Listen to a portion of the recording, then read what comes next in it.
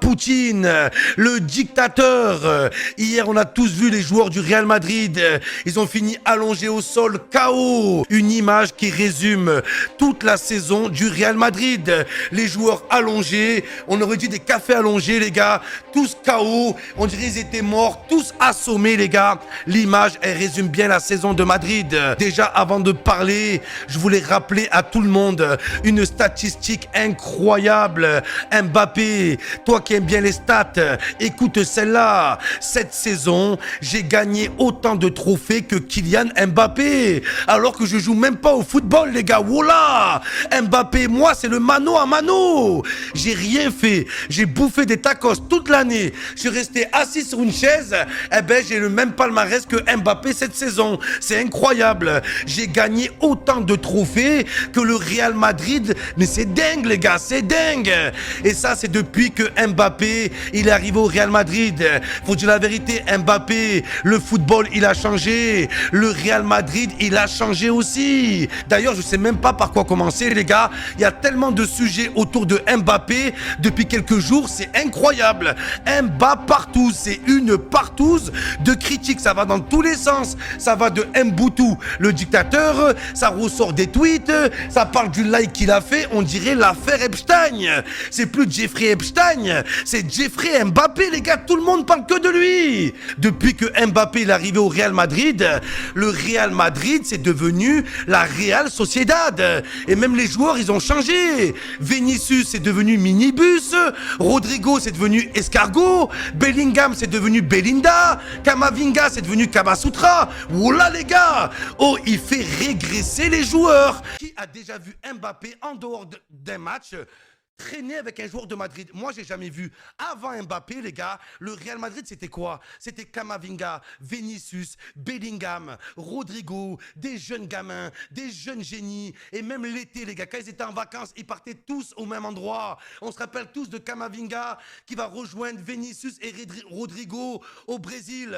Pendant leurs vacances, ils étaient à la salle, ils faisaient du sport ensemble. Là, oui, les gars, ça, c'est une équipe qui va gagner la Ligue des Champions.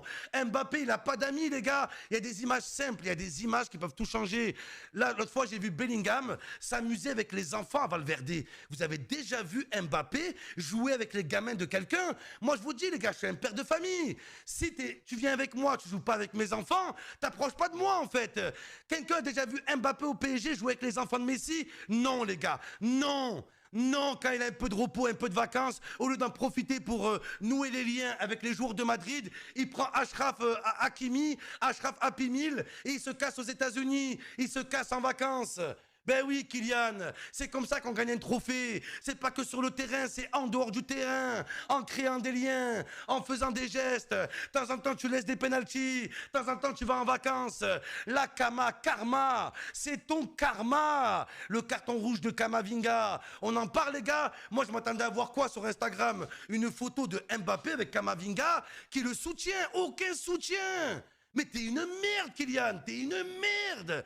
Una mierda, en fait, una mierda. Ça y est, vous êtes enfin en train d'ouvrir les yeux. Vous êtes en train de réaliser que Mbappé est un problème au Real Madrid. Mais je suis désolé, les gars, mais c'était sous vos yeux depuis le début. À un moment donné, quand le Real fait une série de plus de 5 victoires d'affilée, avec une équipe qui a du cœur, une équipe qui mouille le maillot, qui fait plaisir aux supporters, qui t'élimine Manchester City en les battant aller-retour, et que Mbappé revient et que depuis plus rien ne va, à un moment donné, c'était quand même sous vos yeux. Et d'ailleurs, je trouve qu'on n'en a pas assez parlé cette semaine, mais l'histoire du like autour de la rumeur José Mourinho, c'est un gros manque de respect vis-à-vis à la fois de son club et de son coach. S'il avait fait ça au Paris Saint-Germain, tout le monde aurait dit que le PSG était un petit club, qui n'a pas une grande institution et qui se fait marcher dessus par ses joueurs. Mais bizarrement, quand c'est le Real, qui n'a absolument rien dit, avec son coach qui est venu en conférence de presse sans aucun amour propre et qui a passé la question et qui l'a mis titulaire 2 jours après, là ça pose de problème à personne. Et j'en vois beaucoup expliquer qu'il faudrait vendre Vinicius pour construire toute l'équipe autour de Mbappé et qu'à ce moment-là ça pourrait marcher. Mais là encore, vous vous trompez, parce qu'à aucun moment vous aurez 10 joueurs de calibre international qui vont venir au Real Madrid ou rester au Real Madrid et se mettre au diapason pour Mbappé,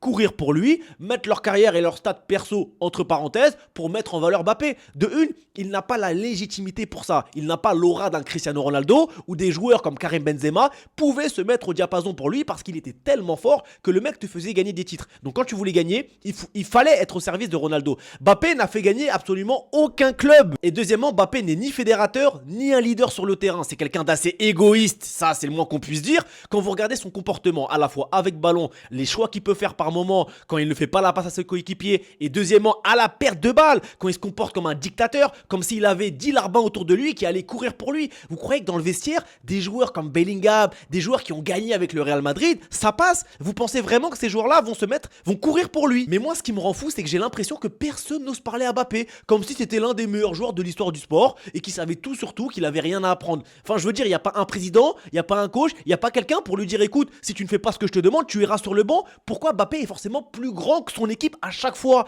alors qu'il, je suis désolé, il n'a rien fait pour mériter ce statut? Enfin, tout le monde le voit que c'est un ailier, tout le monde voit que c'est pas un numéro 9. Donc si en tant qu'ailier il te pose problème parce que sur le travail défensif il veut pas participer, et ben c'est le banc de touche. C'est comme ça que ça marche pour tous les joueurs. Je ne vois pas pourquoi Mbappé a un traitement de faveur.